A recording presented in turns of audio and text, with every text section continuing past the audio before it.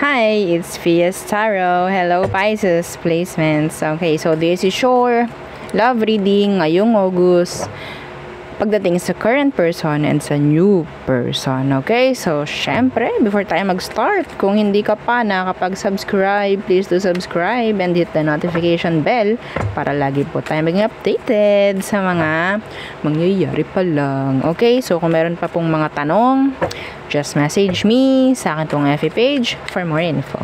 Okay, so yeah, let's start the reading for you, Pisces. Okay, so unahin natin po yung current person. Yeah, the person on your mind.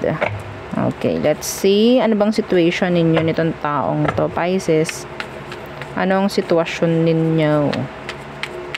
Tingnan natin. Okay, the Two of Wands. And the Queen of Chalices.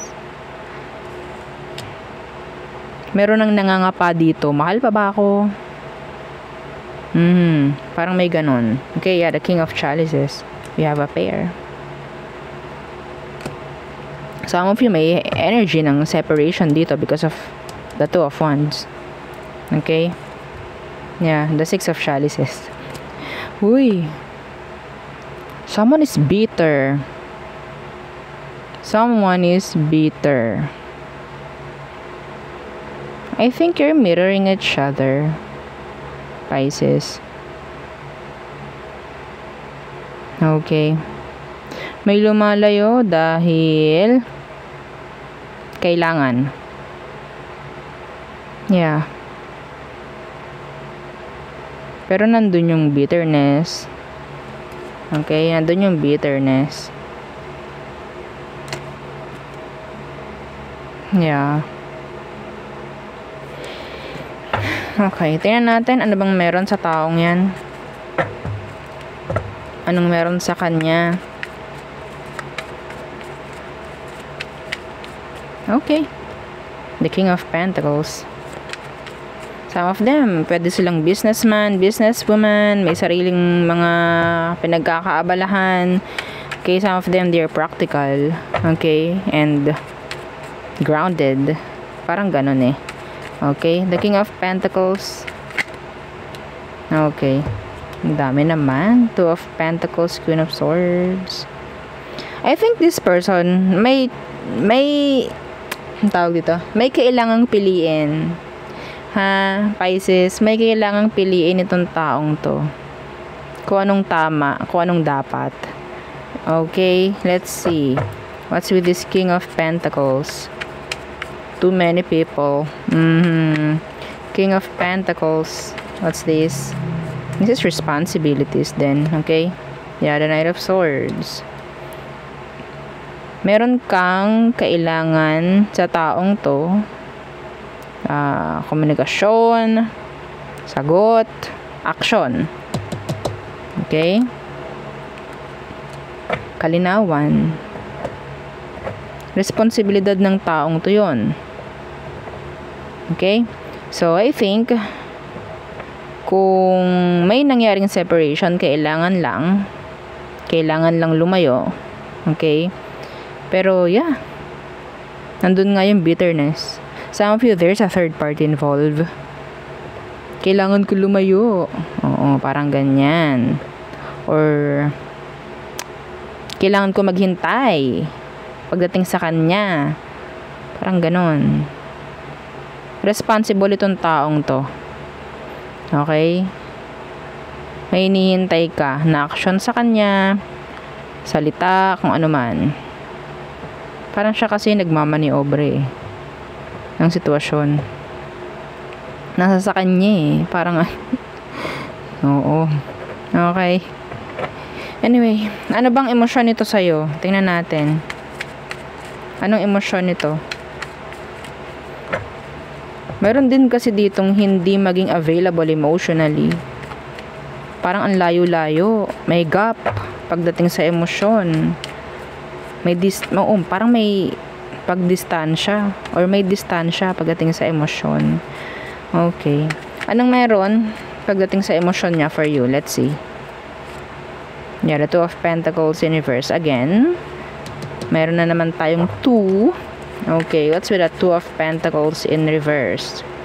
The Wheel of Fortune. May pamilya to, Pisces. Yeah. Or pwedeng ikaw ang may pamilya dito. Okay? I-fit ninyo yung sarili niyo o sa sitwasyon kung anong meron. Kung anong sitwasyon nyo, kung saan ka. Okay? This person is dropping you for the better. Okay? Para mas maging okay yung sitwasyon, they're dropping you. Some of you are still waiting for this person na maging open or makakuha ng paliwanag.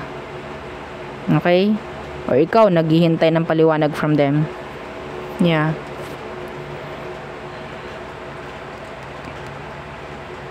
Parang feeling mo napaka-selfish niya. Yun ang pakaramdam mo. Napaka-selfish niya. Bakit pinabayaan niya ako? Parang ganun.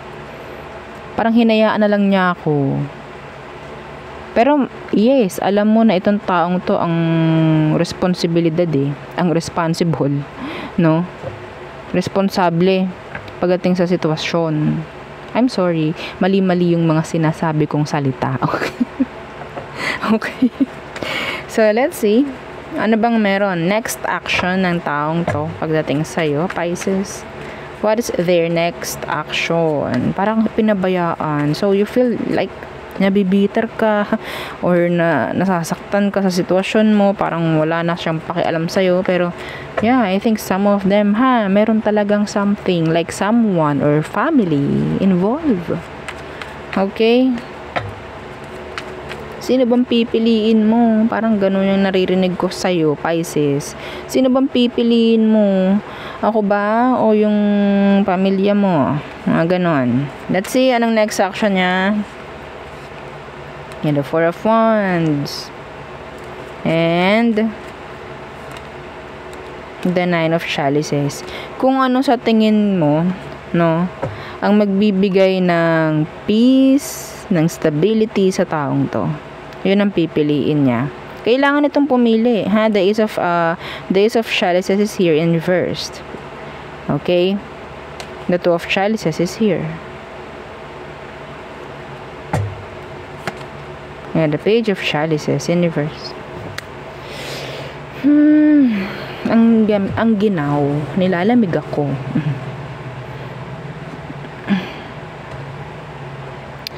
Next action. So, may chance, no, nabigyan ka ng clarity ng taong ito. Okay? May chance. So, hindi ka pababayaan ito actually. If you're the third party, hindi ka pababayaan ito. Andyan yung parang bibigay niya sa'yo kung anong kailangan mo. In general. Okay? Pero syempre, kasama na doon yung peace of mind din niya. Okay? Peace of mind. Parang pinipili nito yung pamilya niya. This is specific. Itong taong to may pamilya. Apo. Okay? May pamilya. And, pwedeng pipiliin niya yun kesa sa'yo. I'm sorry, pero yun ang nakukuha ko. Okay? And, hayaan ka niya. Like, pipiliin niya maging single from you. Single from you. Yeah, they're not single dahil meron tong family. Yeah. Tingnan natin ano ang advice and outcome pagdating sa inyo mga Pisces. Yeah, strength. Okay. Strength. And the Seven of Swords. So, ito yung pagpili, no? Pag-accept. Yeah, the Fool. Yeah, the King of Wands. Too many people involved. So, this is like acceptance. Pag-intindi. Parang ganyan. And, kahit ayaw natin, kailangan nating matutong tumanggap. Okay? Lalo na kung alam ninyong hindi dapat to. Okay? Mahirap kasi to, the Strength and the Seven of Swords. Kung ipaglalaban mo tong maling-mali eh. Okay? Some of you, pinipili yung labanan to. Pinipili yung effortan kahit mali.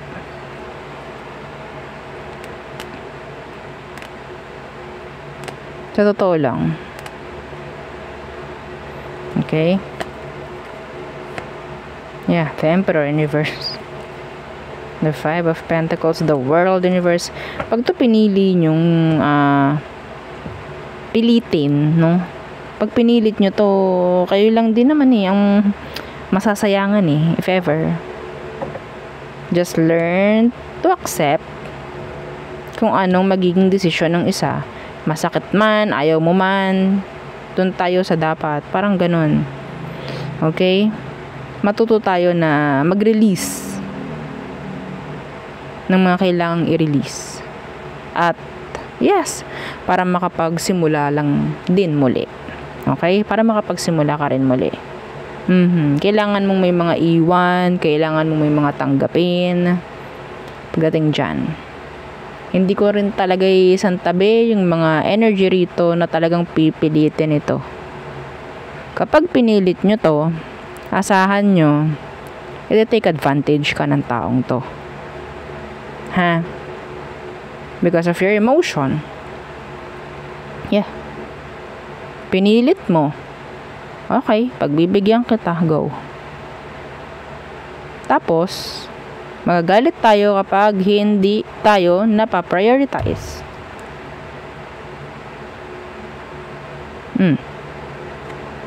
Diba? Gagawin ka niyang naive or fool. Kasi gusto mo eh. Pinagbibigyan ka lang. Mapababae, mapalalaki, kahit anong gender. Okay? Ito-take advantage ka ng taong to. Maganda nga eh, kasi napili na siya ng kung anong dapat.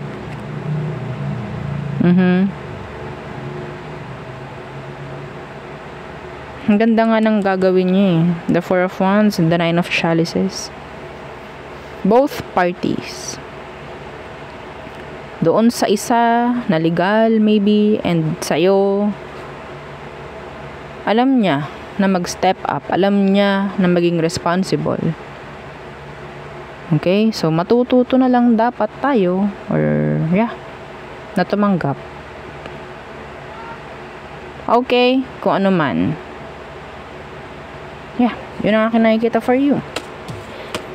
Pagdating dyan sa current person. So, let's go sa new person. Okay, new person ng mga Pisces. Let's see if you're interested sa new person. Yeah. Okay. New person ng Pisces. If you're eyeing someone, okay, may nagugustuhan ka, tingnan natin ano bang meron sa taong yan. Anong meron dyan? Pisces, tingnan natin. Anong meron sa kanya? The Ace of Pentacles. Some of them, may chance na puro career. Okay? Career. Pamemera. Okay? The Ace of Pentacles. The Chariot in reversed.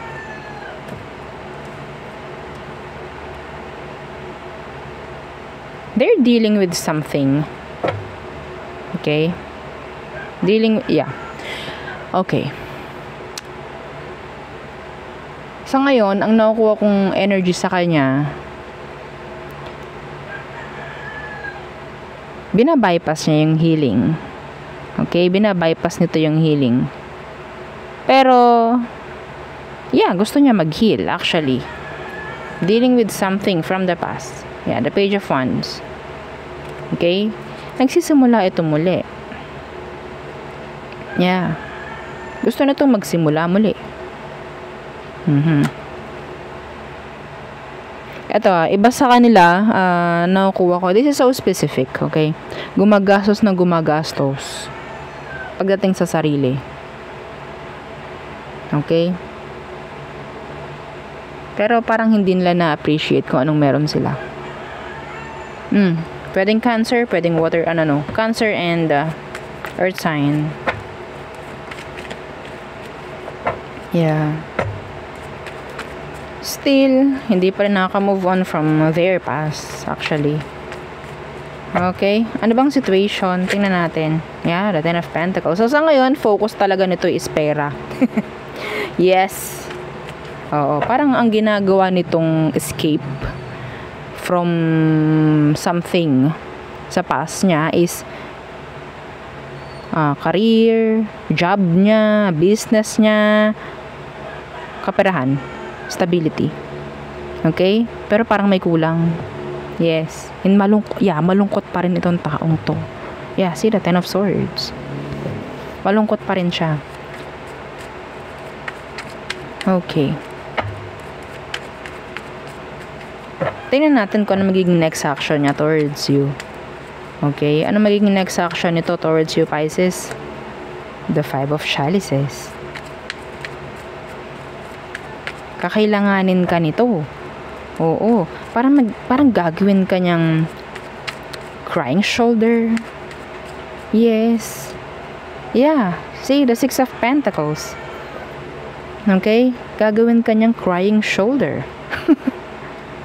Pero hindi siya magiging consistent. Like, every time lang na gusto niya or every time lang na kailangan ka niya, doon lang siya magiging available or open sa'yo. Okay? This person wants attention. Wants affection. Yeah. Yun ang gusto niya. Gusto niya sumaya, actually. Tingnan natin kung ano bang magiging emosyon nito for you. What's their emotion pag nangyari yan? The Tower in reversed. They're avoiding having emotions. Oo, pagdating sa'yo. I-avoid nila yan. Yeah, the Magician in reverse. Yeah. I-avoid nila na ma-fall sa'yo. Yes. I-avoid nila yon. Lalabanan nila yung sarili nila na magustuhan ka, na ma-fall sa'yo. Yun nga lang, ang nakikita ko sa kanya is gusto lang nila ng someone na pwedeng merong sasalo or sasagip sa kanila. Like they're drowning. Para silang nasa kumunoy. Parang ganun. Ha? Okay. Yeah, gusto lang nito ng pwedeng ng comfort. Comfort. Pisces. Hindi nila hayaan na ma-fall sa'yo or ma-in love sa'yo or what. Okay? Some of them, meron silang issue. Yung iba sa kanila po may mga anak na or may anak na, may issue sila dun. Be careful, mga single, no? Or someone, mga Pisces. Itong taong to po, they're still looking for someone. Kahit meron naman silang kailangan fix sa sarili nila or sa sitwasyon nila. Okay? Meron itong issue about family. Opo, may issue to about his or her family. Own family, maybe. Okay? Yeah. Gusto ko kayong i-warn. Okay? Like, bigyan ng warning pagdating dito sa taong to. Some of them, they're committed. Kasal na or may anak na or may family na. Okay? Pero hindi sila magiging open dyan. Pwedeng may issue sila ng asawa niya or ng person niya ngayon. And I think, kung anong kailangan niya, sa'yo niya kukunin. Be careful, Pisces. Be careful. Ha? Ano ka? Ayaw natin na magiging kanlungan ka, ha? Yeah, the Page of Swords. May mga malalaman ka actually sa taong yan. Okay? Anong outcome? Tingnan natin. Outcome nyo ng taong to. Yeah, the Star in reversed. And this is hopeless. Yeah, the Page of Pentacles. Then the Two of Pentacles. Juggling. Okay? Ang may offer lang sa'yo nito is communication. Just plain communication, like casual communication. Okay? Yeah, the Ten of Wands. May hirapan ka lang dito. Yeah, may unfinished business pagdating sa kanya. Okay? So, ayaw natin na pwedeng masali ka pa, no? Sa sitwasyon na to. Ayaw natin, no? Okay? So, be careful with this one. Okay? Some of them, talagang committed na, kasal na, may mga asa-asawa na, parang ganyan. And meron silang mga issue pagdating doon. Okay? May pera yung iba sa kanila. Yes. May chance na kung anong kailangan mo, pwede nilang ibigay rin. Like, material things, financial, may chance na ganun. Okay?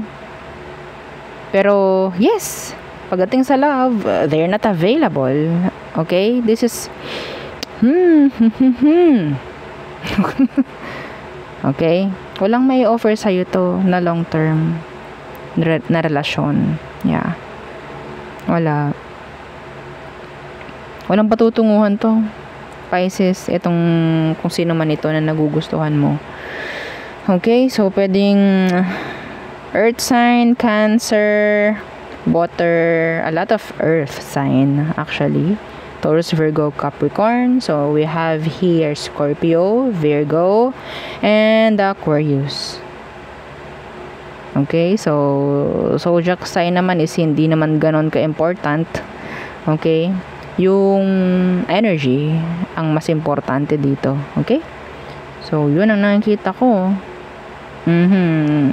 This won't go anywhere. Like, walang patutunguhan itong connection na nakikita ko. Yeah.